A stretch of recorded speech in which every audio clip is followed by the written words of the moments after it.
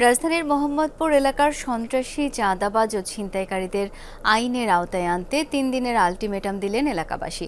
জুমার পর বিক্ষোভ সমাবেশ ও মিছিল করে এই ঘোষণা দেওয়া হয়। বাদ জুমা মোহাম্মদপুর বাসস্ট্যান্ড এলাকায় জড়ো হন স্থানীয়রা।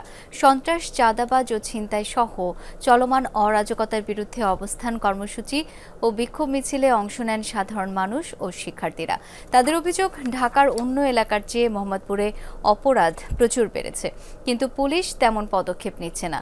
এ সময় মোহাম্মদপুর বাসস্ট্যান্ড থেকে শুরু হয়ে বিক্ষোভ মিছিল মোহাম্মদপুর থানার সামনে যায়। সেখান থেকে আদাবর থানার সামনে মিছিল নিয়ে অপরাধীদের বিরুদ্ধে ব্যবস্থা নেওয়ার দাবি জানানো হয়। দ্রুত আটক ও এলাকাবাসীর সাথে সমন্বয় করতে ৩ দফা দাবি জানানো হয়। একই সাথে ৩ দিনের আলটিমেটাম দেওয়া হয়।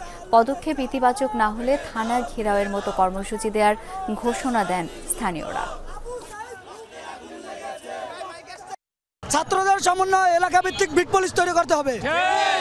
৩ নম্বর দাবি, রাতে পুলিশের টহল বৃদ্ধি ও দুর্ঘটনা প্রবল স্থানে ক্যাম্প তৈরি করতে হবে। ওনারা কিছুদিন আগে অভিযান দিয়েছিল, অভিযানে অনেকটা সেভ হয়েছিল, অনেকটা ঠান্ডা ছিল। এখন ঘুরে ফিরে সেই আগের প্রকৃতি পরিবেশ সৃষ্টি হইতেছে। মোহাম্মদপুরে যে পরিমাণ চিন্তায় রাহাজানি বাড়তেছে, এই রাহাজানির বিরুদ্ধে আমরা বারবার ওনাদের সাথে মিটিং করছি। ওনারা কোনোভাবেই ছাত্র জনতার সাথে একসাথে হয়ে কথা বলে না।